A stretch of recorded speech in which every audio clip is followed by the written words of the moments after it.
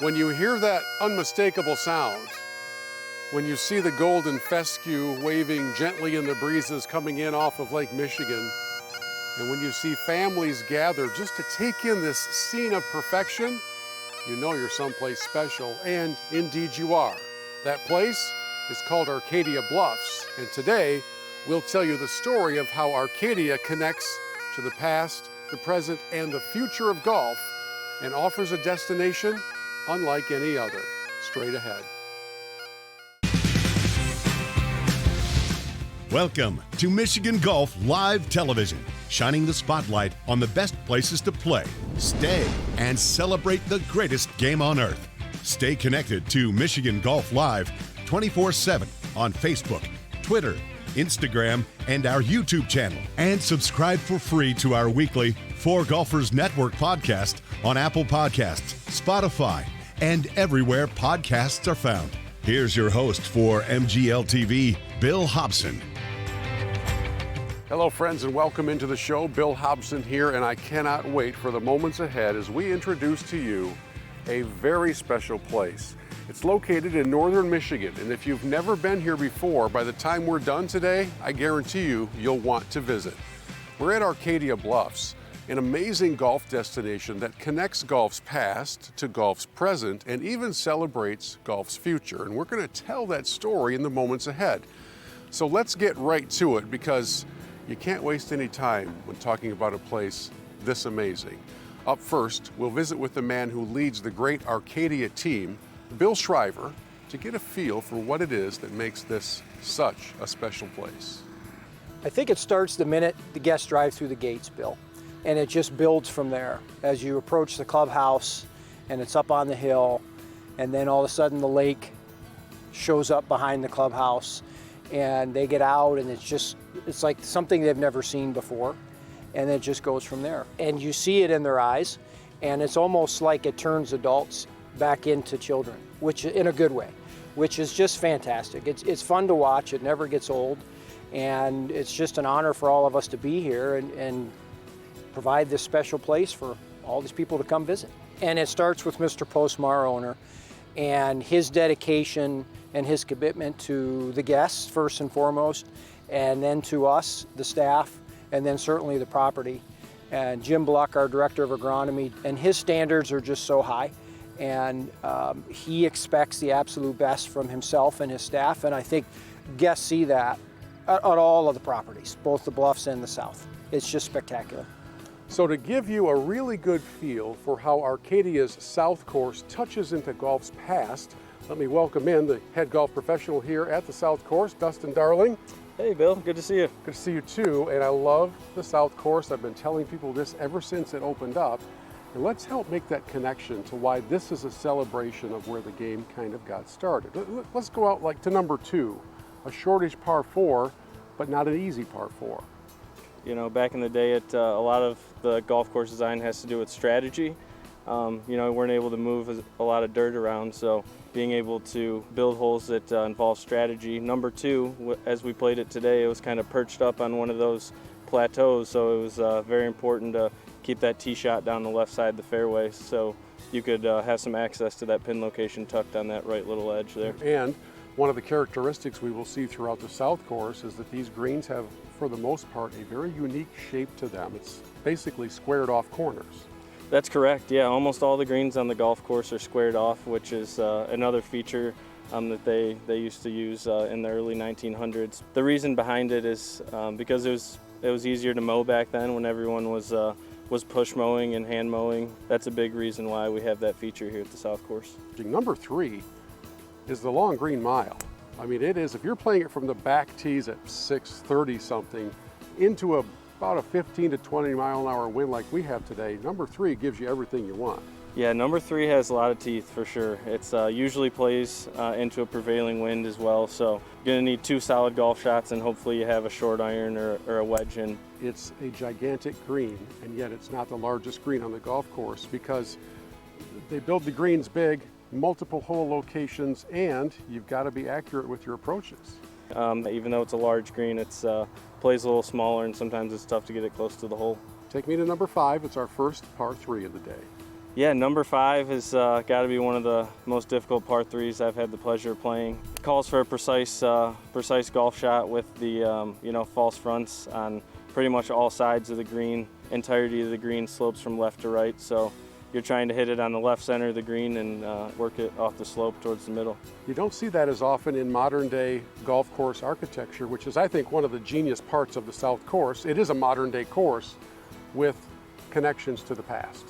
And for me, playing the game was more about keeping the ball on the ground and, expecting the ball to land and, keep it out of the wind and roll. And I think that's a big part of the South Course that you don't see everywhere. I love the look of number 6 from the tee, and it's mostly because there's some uniquely arrayed bunkers to be aware of. That's one of my favorite things about number 6 is it is a par 5 that you can get to in 2 lots of times, depending on the wind direction. But if you do want to lay up, it's not an easy layup either. You have to be strategic and be aware of where those bunkers are to avoid them, so you have a good angle for a pitch shot as a third. Number 9 is kind of fun as we try to close out the front 9 in style with a good score, and you can let the driver out fully off the tee, but then as you look at the green for your second shot, there's a kind of a unique feature that draws the eye. Yeah, we have some spectacle bunkers, as they call them, that guard the front of the green. That's a feature you'll see overseas as well, and the idea behind it is to throw off the depth perception on the approach shot. There's actually much more room over the bunker than it appears, but if it's your first time playing it, it looks like the bunkers are guarding that front of the green, but it's by design, and you just need to get over the bunkers and let it hit the downslope and run onto the green. Number 9 is also a much bigger green than it appears while you're standing in the fairway. This green is massive. I mean, if you throw a ball down in the back right corner and putt towards the front left pin, it's a full shoulder turn. You can have some putts out here as long as 70, 80 feet. So at that point, there's a lot of break going on, but just try to focus on the speed and give yourself a chance to make that par putt. Having the ability to flight your ball down and do it accurately seems to be like a really important skill here on the South. You and I are playing on a day where it might be blowing 15 to 20 at times, and if you get one ballooned up in the air, you're in trouble. And number 11 lets us turn around and have the wind at our back, I do believe. Yes, yeah, big fan of number 11. That's a birdie opportunity, one of the more firm fairways on the golf course. So we're letting the driver rip, and on the second shot, we really want to make sure we're favoring the left side of the fairway because anything over on the right gets pretty challenging and makes par a good score. Dustin, you talk about unique green complexes, and on number 12 we certainly have that. You pull up to the tee and instantly your eyes are taken right to that green and where the hole is located. It's a very unique part of the property. It's definitely the most severe as far as up and down goes, so you're playing about a full club downhill, but it is a very unique green that isn't like many you'll see, but it's a really fun par 3 and takes a good shot in there. The number 13 is a par 4 that I think is one of the most unique holes here at the South Course.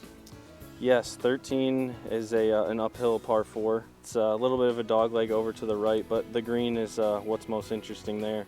Very expansive, almost 13,000 square feet. A lot of different pin locations there, but my favorite part is you can hit decent golf shots up there, but everything tends to funnel towards the middle. So sometimes you get lucky and end up hitting one close there. If ever there was a punch bowl green, 13 is the punch bowl green. I do have to say, Dustin, I am glad we are not playing number 16 from the very back tee markers at 246. That's a bit of a beast of a par 3. This is a tough hole. It sure is. Yeah, I'm completely okay with playing it up one today with you, Bill. It's a tough golf hole, playing a little into the wind today, so don't mind playing up a tee, and it's still plenty of hole playing 225, 230. So it's a good sized green, but missing to the left puts you down in a valley, the valley of sin, and missing to the right puts you in a cavernous bunker. That's correct. Yeah, going left is bad news. I've been in my pocket plenty of times over there going left on 16, so I recommend trying to steer to the right side of the green, and even if you miss over to that bunker, it's much more manageable than being down that low area on the left. Number 17 reconnects us to that theme of golf in the past with some pretty iconic step bunkers coming up the left side. Yes, 17 has a great set of bunkers on the left side. They tend to elevate as well. It's a 50-50 shot when you hit towards those step bunkers. Sometimes you get lucky and hit the lip and pop up and in between, and other times you have a wedge and just have to go out sideways and take your medicine. The South Course is really an appreciation of a bygone era of architecture. And you know, the inspiration was to provide an opportunity for players to play a golf course using elements of design that you don't see much anymore. Use of angles, proper use of bunkering. There's a lot of bunkers. They're right in front of you, but if you get in them, you can get out. Short-faced, flat bottom, easy in, easy out. The property's wide open with no trees, so now you have an opportunity to have holes going all different directions, north, south, east, and west. So the wind is always a factor. Wide fairways, big greens, and so all these elements individually on their face are quite simple. But when you put them all together, all of a sudden it gets a little complex. We're very careful to make sure that all these elements come into play regardless of the tees that you play. So that is the complexity that is veiled with simplicity, and that's the South Course. And there is your look at the beautiful South Course at Arcadia. Now, before you leave the property, make sure you come into the pro shop and pick up a little something to commemorate such a special round on a special course. We've got to take a break, and when we come back, we'll head about 3 minutes down the road to the flagship property, the Bluffs Course at Arcadia. Stick around. The Bluffs is straight ahead.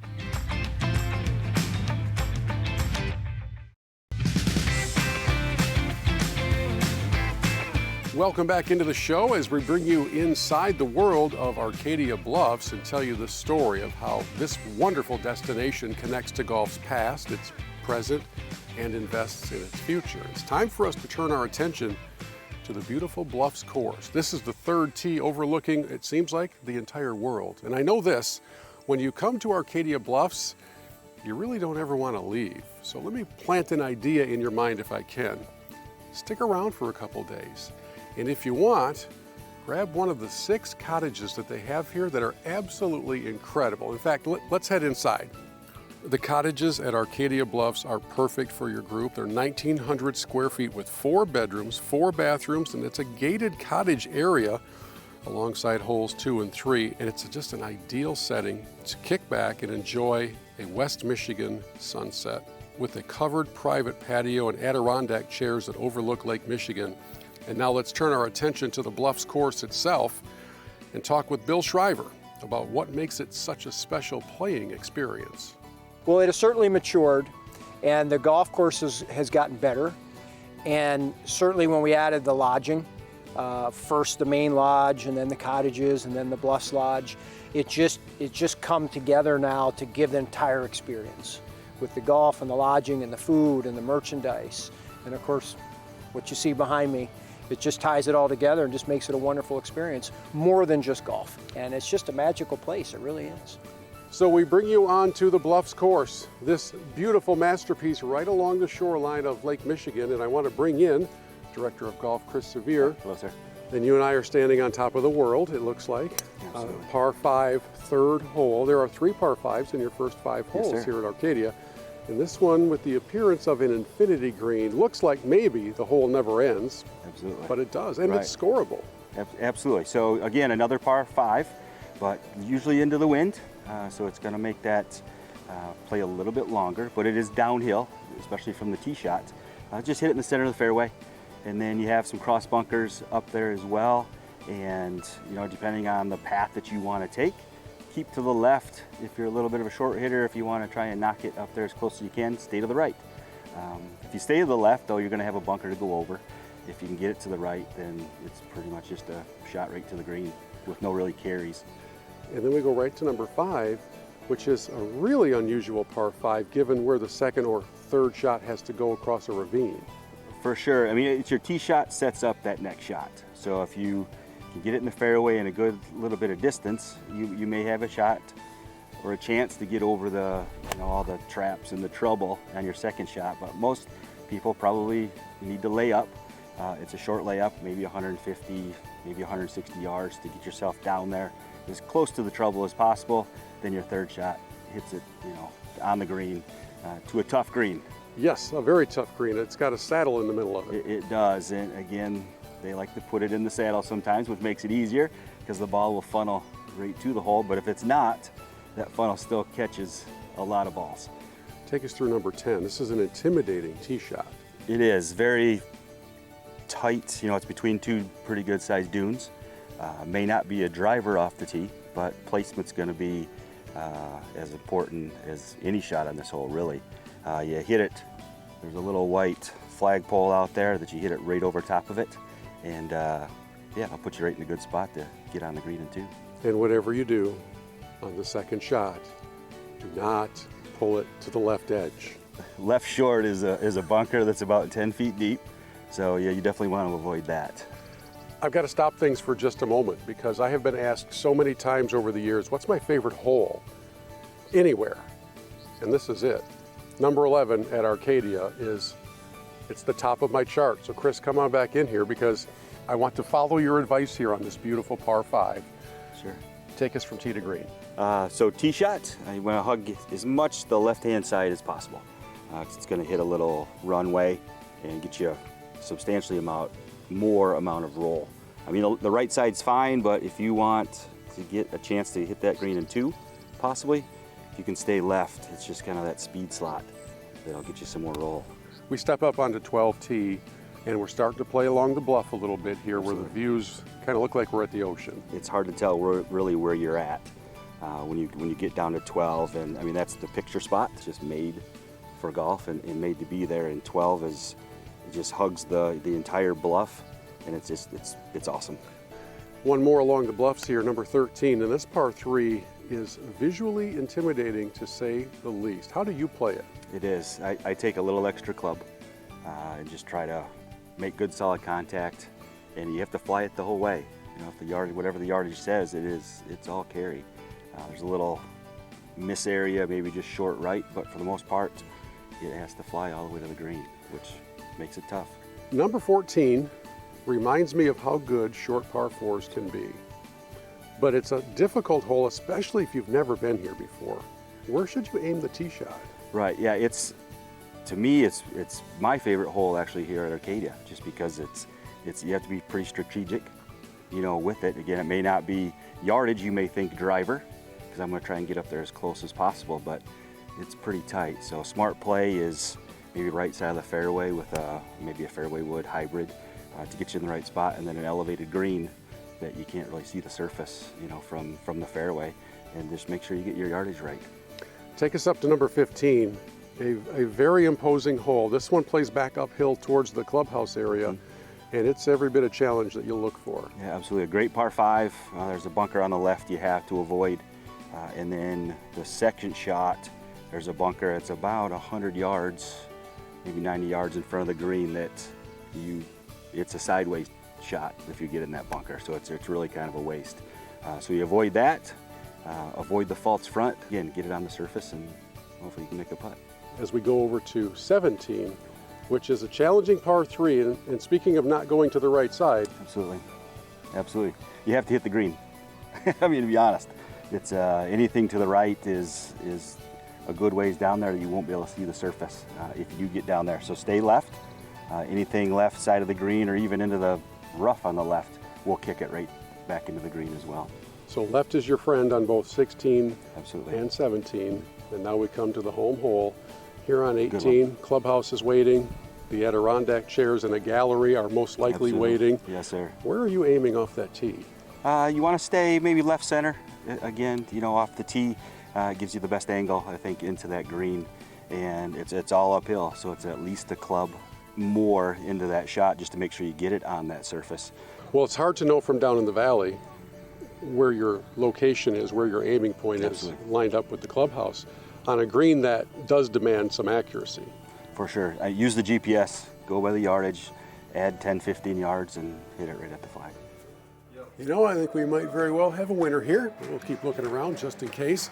We have to take a quick break, and when we come back, we will have a quick bite to eat and then introduce you to the ways that Arcadia is embracing the future of the game. Stick around.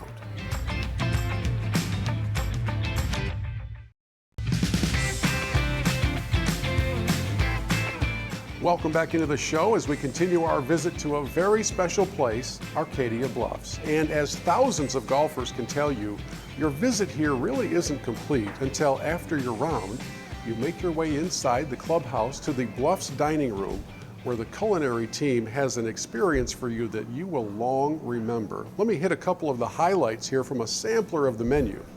For your appetizer, might I suggest the pork bellies or the caprese salad. And when we make our way to the main entrees, this filet looks absolutely fantastic. If you're in the mood for fish, might I suggest the grouper. And Sarah unveils a special surprise, because it's not everywhere you go where your drink comes preloaded with smoke. And that's just here in the Bluffs dining room. If we take a little road trip about 3 minutes away, we can show you some of the menu highlights at Arcadia's South Course. We'll start off healthy with the Arcadia Orchard salad, and then we'll move over to the meat platter, brisket, smoked sausage, your ribs. How about a Ritz cracker encrusted whitefish sandwich with fries, or the dry rub wings? And then we'll make our way over to the pecan dusted walleye, which looks fantastic. And for the little kid in all of us, maybe a chocolate malt. And as is the tradition at Arcadia now, if you like your beverage with a little smoke to it, voila. Now, we have celebrated Arcadia's nod to the past of the game by showing you the South Course earlier. We've celebrated the present day of the game at the Bluffs Course that's on everybody's bucket list. And now, let's take a little glimpse into how Arcadia is investing in the future of the game. Over the past couple of decades, there's been no initiative more successful at bringing young people into the game than Drive, Chip, and Putt. Yeah, we're very excited and privileged to have these young players here today and be part of the growth of the game of golf. Why did you decide to make the South Course available for this? I think it speaks to our commitment to the game and to the growth of the game, and just try to show that Arcadia is more than just golf. It's part of the whole ecosystem of golf, and we want the younger generations to grow up and see Arcadia and see places like Arcadia so that they can come back when they're older and have memories, just as you and I do, of places we went with our parents when we were younger, and just be part of that evolution of the game. We're looking forward to watching this grow, and maybe one day we'll host a regional. You just never know. See that smile? This is Addison. That's a blue ribbon because Addison has advanced, right? Mm-hmm. Congratulations. Thank you. Okay, what was the best part of your game today between driving, chipping, and putting? Definitely driving. How far did you hit it? I hit it 164. Nice, yards. and you kept it on the grid. Yeah. How much practice went into all this? A lot. Since from the past 2 years, I've usually got one out of bounds. And this year I was really working on trying to keep them all in bounds. And my last one is usually my trickiest one, and that one is the one that I got 164 yards on. Nice. What's your dream in golf? I want to go pro. Kate's 12 years old. We got the scorecard right here. What was it like competing in this? It was pretty nice because it was my first drive and chip and putt ever. So this is my first one, and I feel like I did pretty good. What was the most nervous moment you had? Probably the 30-foot putt. The 30-foot putt. How about the drive? Were you nervous? The drive I wasn't nervous because I was the first up. Are you a big driver? You love hitting the ball? Yeah, I far? love hitting the ball. What's your dream in this game? I had to make it to the PGA. That's your dream? Mm-hmm. So what's it going to take to get you there? A lot of skill and good grades and practice. Can you imagine if you ended up at Augusta National playing in the final? That would actually be pretty nice. Yeah, could I go with you if that happened? Yeah, it would actually be pretty nice if you came. So Dad's out, I'm in? Yeah. Done. See you at Augusta with Cade. Okay. Now, you didn't really think I forgot about dessert when we were talking about food earlier, right? I mean, there's no way to celebrate the past, the present, and the future of the game without also paying honor and tribute to the timelessness Here's that is other Ruthie's you ordered, Mr. Ruthie's Hobson. Delight. Sarah, nobody could possibly eat 2 Ruthie's Delights. Okay, I'll take it back. Well, there's no need really to take it back. Go ahead and just kind of set her down here. Okay. We'll figure out what to do with that. I think I might be here a while, which is perfectly okay, because where else do you want to spend a little extra time than here at Arcadia Bluffs? We'll see you here at this very special place in the days ahead, and when you do come by, might I suggest a Ruthie's or 2.